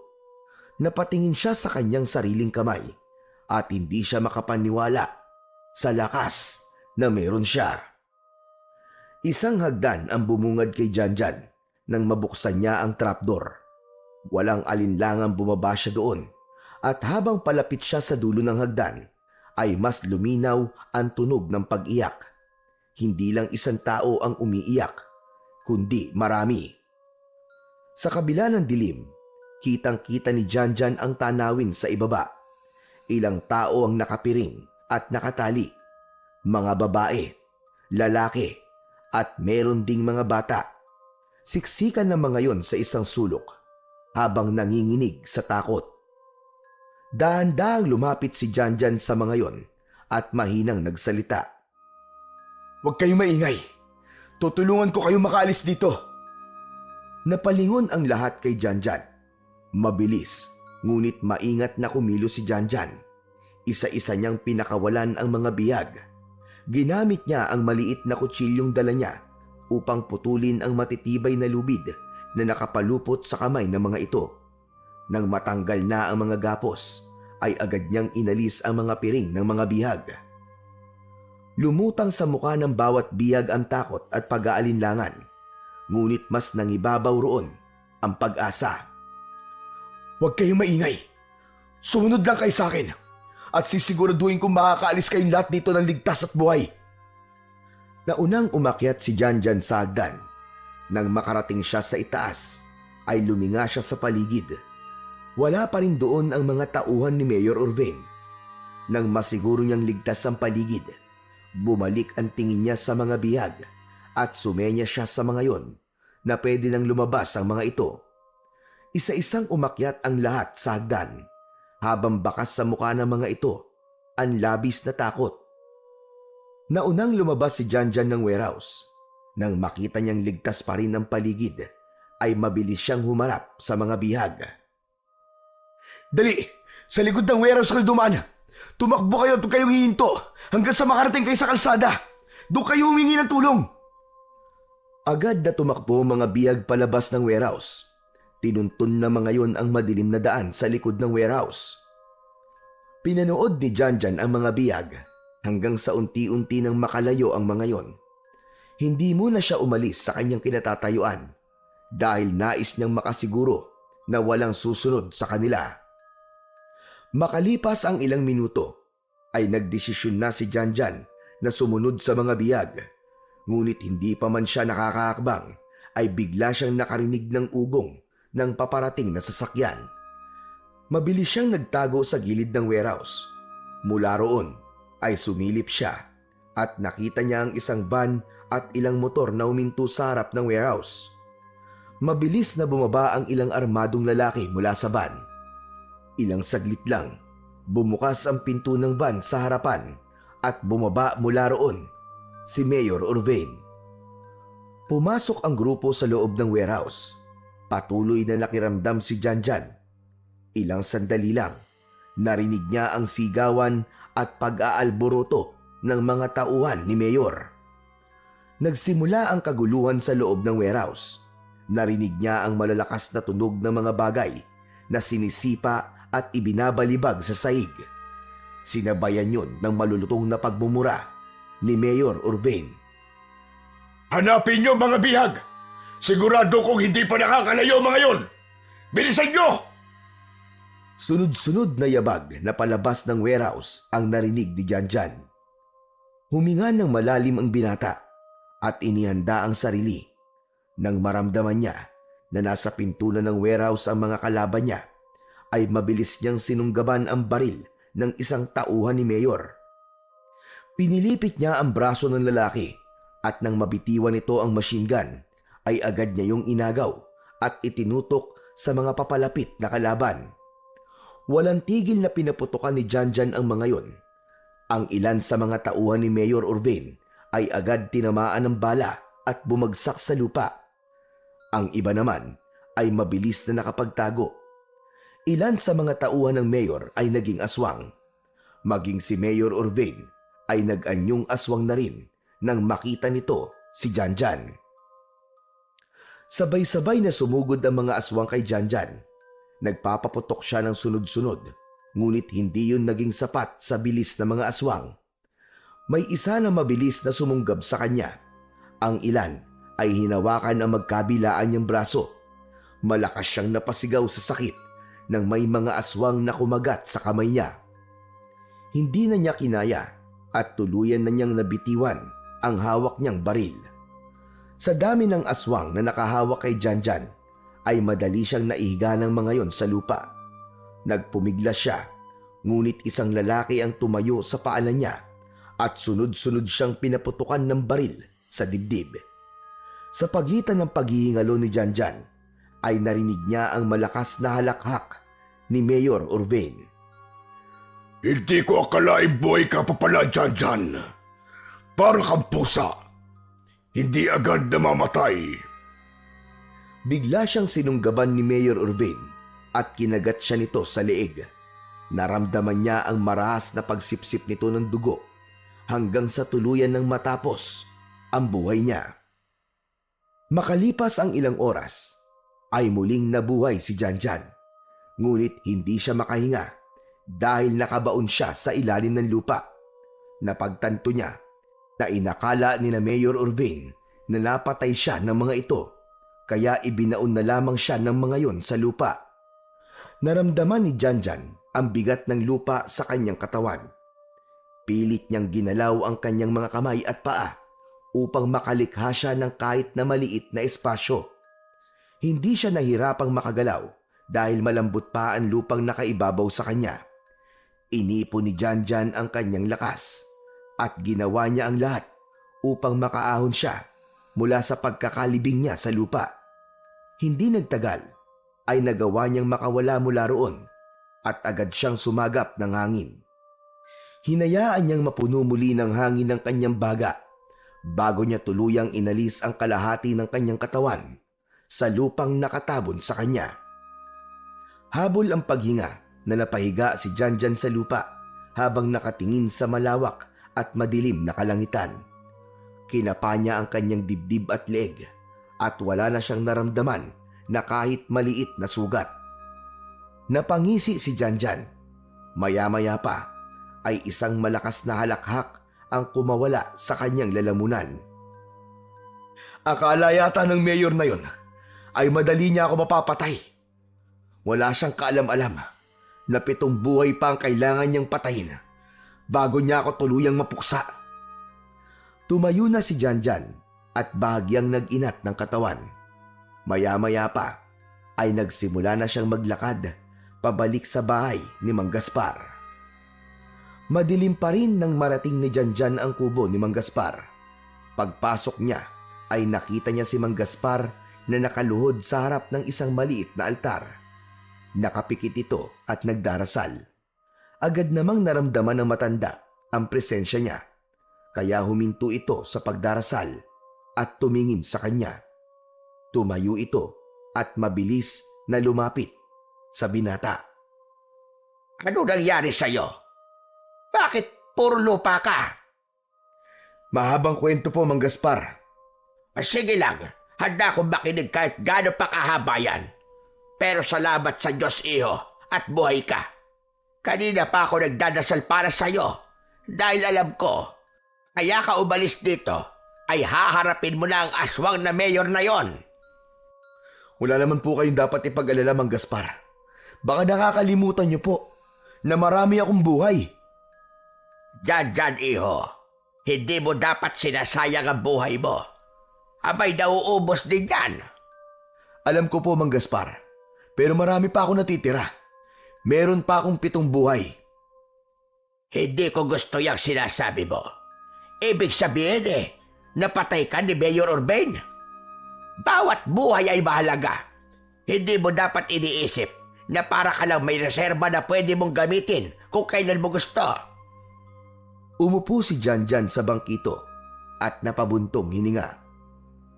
Pinapahalagaan ko naman po ang buhay na meron ako. Kaya lang, nagulat po ako sa nangyari. Ano ba kasi ang nangyari? Sige na, ikwento mo sa akin. Pumunta po ako sa warehouse kung saan ko nakitang pumasok noon si Mayor Urbain at kung saan niya po dinadala ang kanyang mga nagiging biktima. Wala pong tao nung makarating ako doon. Pero bigla pong may narinig po akong umiiyak. Natuklasan ko po na sa basement pala ng warehouse, doon niya itinatago ang mga biyag niya. Pinuntahan ko po yun. Pinatakas ko silang lahat. Pero biglang dumating si na Mayor at doon nila ako napatay. Ibinaon po nila ako sa lupa. Pero nakabangon pa rin po ako. Muli po ako nabuhay. Tama nga ang aking sinabi kanina. Hindi mo pa rin siya napatay. Hindi ko man po siya napatay, pero naitakas ko naman po mga bihag. Sigurado ako na sila po magsasabi sa lahat kung anong ginagawa ng mayor na yon at kung anong klaseng halimaw siya. Tumango-tango si Mang Gaspar. Matapos yun, ay sinabihan siya nito na maglinis ng katawan sa likod. Agad na nagtungo si Janjan sa likod ng kubo at doon ay hinubad niya ang kanyang suot na damit at sinimulang maglinis ng katawan gamit ang isang timbang tubig na naroon. Nang sumunod na gabi, ay naisipan ni Janjan na magtungo sa apartment nila ni JR upang makausap ang kaibigan niya sa development ng kaso ng mga pagpatay sa lugar nila. Malakas ang kutob niya na sa sandaling yun ay nagsalita na ang mga nakatakas na biyag laban kay Mayor Orvain. Huminto si Janjan sa tapat ng pinto ng apartment at agad siyang kumatok. Ilang sandali pa ay bumukas ang pinto at nakita niya si JR. Hindi na ito nagsalita at agad siyang pumasok. Pagpasok ni Janjan ay agad niyang naamoy ang pinaghalong amoy ng sigarilyo at alak sa loob ng apartment. May ilang bote ng beer sa lamesa. Bukas ang TV pero nakamute. Nang maisarado ni JR ang pinto, ay saka lang ito nagsalita. Ala ko kung napano ka na eh. Ilang araw ka nang hindi nagpaparamdam pare. Medyo naging abala lang ako. Pero buti na lang napadaan ka pare. May bago akong balita sa'yo. May mga biyag na nakatakas mula sa isang warehouse. At ang sabi nila, narinig nila mismo sa mga dumukot sa kanila na ibebenta nga sa black market ang mga lamang loob nila. O di ba? Tama ako. Yan ang sinabi ko sa'yo nun. Pero alam ko na pare tungkol sa mga nakatakas na yan. Dahil ako mismo tumulong sa kanila para makatakas. Ano? Seryoso ka ba pare? Paano mo nagawa yun? Mag-isa ka lang ba? Hindi na importante pare kung paano. Ang gusto kong malaman ay kung nagsalita na ba ang mga nakatakas laban kay Mayor Orvain. Sinabi rin ba nila na si Mayor ang utak sa mga patayan at isa tong aswang? Yun nga ang problema pare. Wala silang sinabi tungkol doon. Ano? Anong ibig mo sabihin? Wala silang ideya kung sinong dumukot sa kanila eh. Hindi raw nila nakita ang mukha ng mga tao sa warehouse. Pati nga raw yung nagligtas sa kanila, hindi nila alam yung itsura eh. Kasi sobrang dilim daw sa loob ng warehouse. Kung ganun, malaya pa rin si Mayor Orvain. Bakit kasi hindi ka nalang magbigay ng testimonya laban sa kanya pare? Hindi ba sabi mo, ikaw mismo nakakita na naging aswang si Mayor at pinatay niya yung isang lalaki? Bakit pare sa tingin mo ba paniniwalaan ako ng mga pulis kapag sinabi kong aswang si Mayor? Mag-iisip ako ng ibang paraan pare. Kailangan makita ng lahat kung sino o ano talaga ang hayop na mayor na yon. Kinakabahan naman ako sa plano mong yan, Janjan. Basta, mag-iingat ka pare. Hindi na rin nagtagal si Janjan sa apartment na yon at naglakad na siya pabalik sa bahay ni Mang Gaspar. Masama ang loob niya dahil inisip niya na sa sandaling yun dapat ay alam na ng lahat ang lihim ni Mayor Orvain. Ngunit hindi pa rin siya nawalan ng pag-asa na darating ang araw na pagbabayaran ni Mayor ang lahat ng kasamaan na ginagawa nito. Sa mga nakalipas na araw, patuloy na nag-isip si Janjan ng kanyang susunod na hakbang. Hindi siya maaaring sumuko hanggat malaya pa rin si Mayor Orvain dahil malaki ang posibilidad na hindi pa rin mahihinto ang mga patayan. Bukod doon, hindi pa rin humihinto si Janjan na magsanay upang maging mas malakas siya at mas makabisado niya ang mga kakayahan na meron siya. Alam niyang hindi sapat ang lakas at bilis niya dahil kailangan niya ring maging mas mautak. Nang bumalik si Janjan sa warehouse upang suriin kung nandoon pa sina Mayor Orvain, bumungad sa kanya ang dilaw na barricade tape na nakapalibot sa gusali na senyales na iniimbestigahan na yun ng mga pulis. Sarado at nakakandado na ang pinto at walang bakas ng kahit na sino sa paligid. Napagtanto ni Janjan na lumipat na sa ibang lugar sina Mayor upang ituloy ng mga ito ang kanilang madugong operasyon. Alam niya na mas mahirap na ang kanyang misyon dahil wala siyang ideya kung nasaan ang bagong hideout ni na Mayor Urbane, pero nangako siya sa kanyang sarili na hindi siya susuko at hahanapin niya yon kahit saan pang lupalop. Simula noon ay gabi-gabi nang nagmamatsyag si Janjan mula sa labas ng bahay ni Mayor Urbane. Ilang gabi na siyang nagbabantay at naghihintay ng kahit na anong senyales na maaaring magturo sa kanya kung nasaan ang bagong hideout ng mga ito. Ngunit sa bawat gabi na lumilipas, ni anino ni Mayor ay hindi niya nasilayan. Naisip ni Janjan na mas naging maingat na si Mayor sa kilos nito. Isang gabi, habang naghahapunan sila Mang Gaspar sa loob ng kubo, hindi maiwasan ni Janjan na maibulalas ang kanyang pagkadismaya. Hanggang ngayon, hindi ko pa rin po alam kung nasaan ang bago nilang hideout, Mang Gaspar. Kailangan ko na pong malaman kung saan sila nagkukuta bago pa sila may mabiktima ulit. Wala ka pa rin nakikitang lumalabas o pumapasok sa bahay ng mayor? Wala po. Kahit na isang tauhan niya, wala akong nakikita. Hindi ko na nga po alam kung umuuwi pa ba si Mayor Urbane sa bahay niya. Baka naman lumipat lang talaga sila. Sigurado ka bang hindi pa nila alam na buhay ka na naman? Sigurado po ako na hanggang ngayon ay iniisip ni Mayor na patay na ako. Nababahala po ako na baka may mga kinukuha na naman silang mga tao at tinatago nila kung saan. Maging matyaga ka lang, Janjan. Habaan mo ang iyong pasensya sa mga ganitong laban. Hindi lang tapang at lakas ang kailangan. Kailangan din ng tiyaga at talino. Alam ko naman po yun. Pero habang hindi ko pa rin alam kung nasaan ang bago nilang hideout, ay malaki ang posibilidad na baka may mga inosenteng buhay na naman ang mawala. Minsan, matagal bago makamit ang hustisya. Pero mas mabuti na maghintay ng tamang pagkakataon kaysa magpadalos-dalos at mapahabak. Tahimik na nagpatuloy sa pagkain si Janjan. Pinag-isipan niya ang mga sinabi ni Mang Gaspar. Alam niya na wala naman siyang magagawa kundi ang maghintay, ngunit sa tuwing iniisip niya na may buhay na namang mawawala dahil kay Mayor Urbane, ay hindi niya maiwasang isipin na baka kailangan ay mas maging agresibo na siya sa mga susunod niyang hakbang at plano. Nang sumunod na gabi, ay nagdesisyon si Janjan na tuluyan ng pasukin ang bahay ni Mayor Urbane. May pakiramdam siya na doon niya makikita ang kasagutan sa mga tanong na ilang araw nang gumugulo sa kanyang isipan. Walang ingay na tumakbo si Janjan patungo sa mataas na pader na nakapalibot sa buong bakuran ng bahay ni Mayor Urbane. Isang mabilis na pagtalon at pagkapit gamit ang kanyang mga kamay ang ginawa niya, at para siyang pusang umakyat sa matarik na pader. Sa isang iglap ay nasa tuktok na siya. Tumalon siya mula roon at nang bumagsak siya sa ibaba ay wala man lang siyang naramdaman na kahit na anong sakit sa kanyang mga paa. Pinagmasdan ni Janjan ang paligid. Ang malalaking bintana ng bahay ay nakapinid at tanging ang ilaw mula sa poste sa kalsada ang nagbibigay ng liwanag sa kanyang paligid.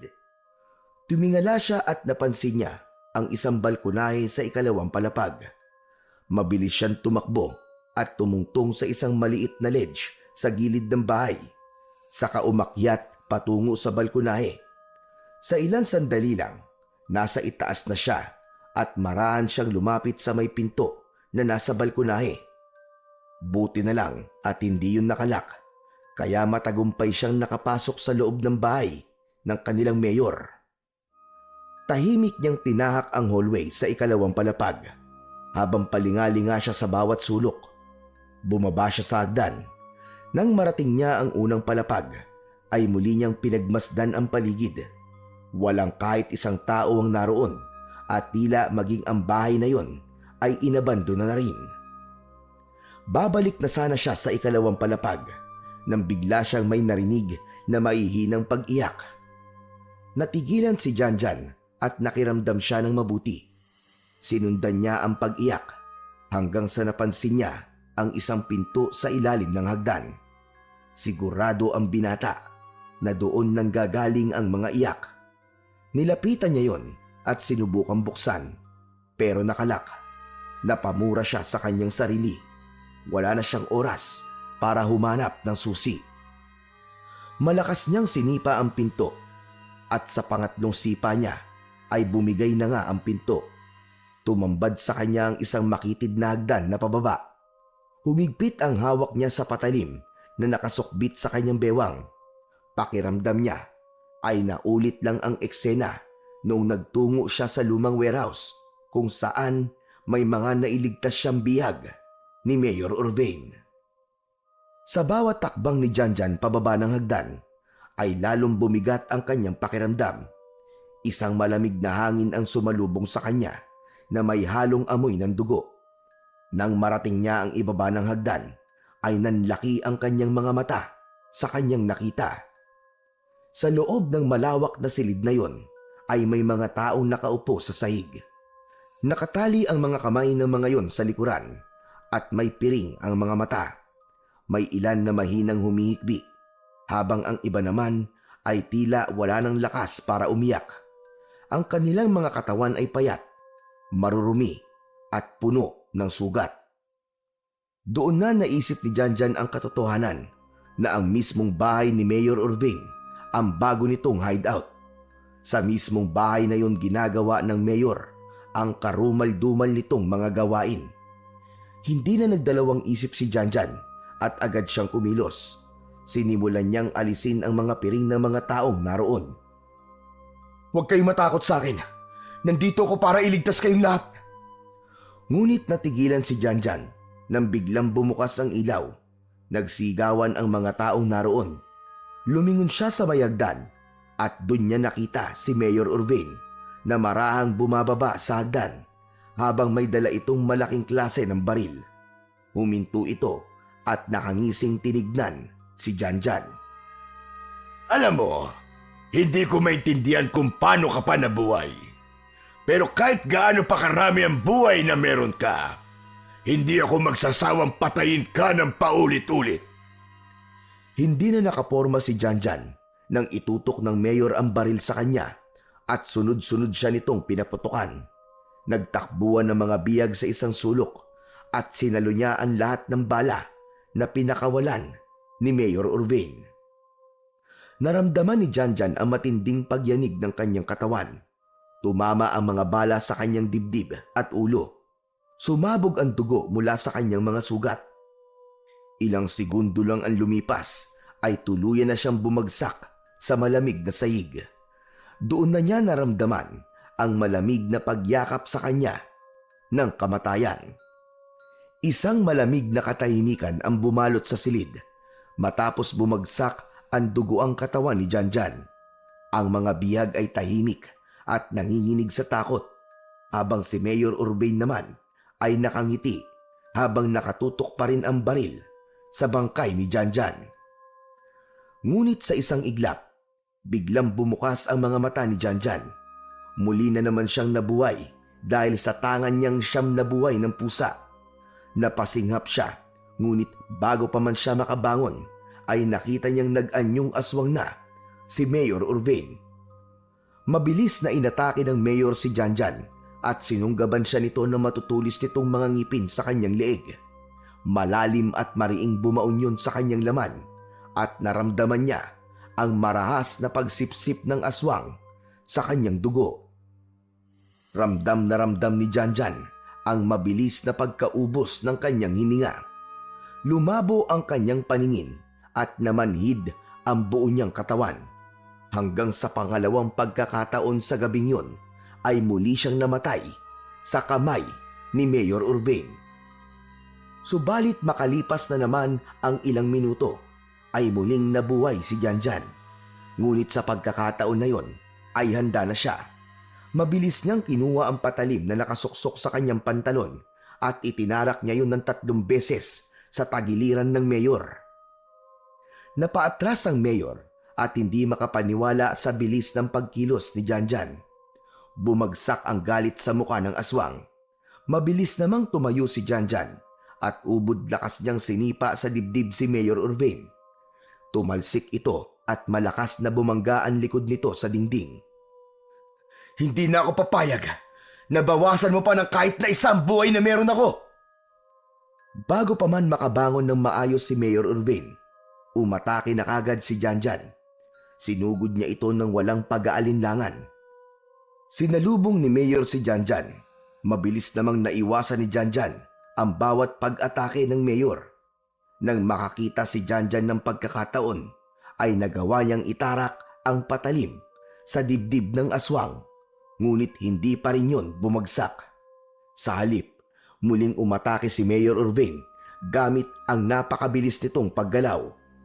Biglang nawala sa harapan ni Janjan ang aswang. At huli na, para mapagtanto niyang nasa likuran na niya ang mayor. Naramdaman na lang niya ang pagbaon ng mga kuko nito sa kanyang likod na nagdulot ng malalalim na sugat. Hindi niya ininda ang mga sugat na yon at humarap siya sa aswang. Nagpakawala siya ng malalakas na suntok na tumama sa sikmura ng aswang. Sinundan agad yon ng paghiwa sa braso nito gamit ang kanyang patalim. Umatras si Mayor Urvain habang galit na galit itong umaangil. Sumuko ka ng demonyo ka! Pagbayaran mo na lahat ng kasamaan na ginawa mo! Mas mabuti pang mamatay na lang ako kesa sumuko. Pero hindi yun mangyayari dahil sigurado ko na ikaw ang mamamatay sa ating dalawa. Mahigpit na hinawakan ni Janjan ang kanyang patalim. Sumugod siya at muling nagsalubong ang lakas at bilis nila ng aswang. Hanggang sa napansin niya na humina ang depensa ni Mayor Urvain dahil sa mga sugat nito. Ginamit niya ang pagkakataon na yon upang gilitan ito sa leeg ng maraming beses. Bumulwak ang masaganang dugo sa malaking sugat ng aswang sa leeg. Napatda si Mayor Urvain. Tila hindi ito makapaniwala sa nangyari. Napasandal ito sa dingding at dumausdos ang katawan nito hanggang sa mapaupo na ito sa sahig.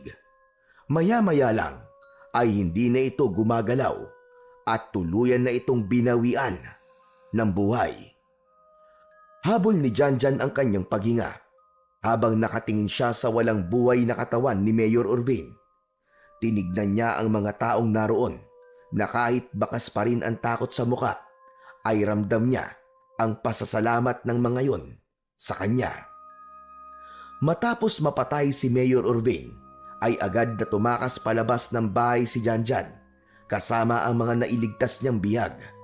Sa tulong ng media at ilang matataas na opisyal, isinapubliko ang mga ebidensyang natagpuan sa loob ng bahay ng mayor. Tumistigo ang mga bihag na nakaligtas laban sa dating mayor. Bagamat hindi na pinaniwalaan ng mga otoridad ang ideya na isa tong aswang, sapat na kay Janjan na nabunyag ang kasamaan ni Mayor Urvain. Bumalik na sa normal ang buhay ni Janjan. Ipinagpatuloy niya ang kanyang serbisyo bilang isang tapat na pulis.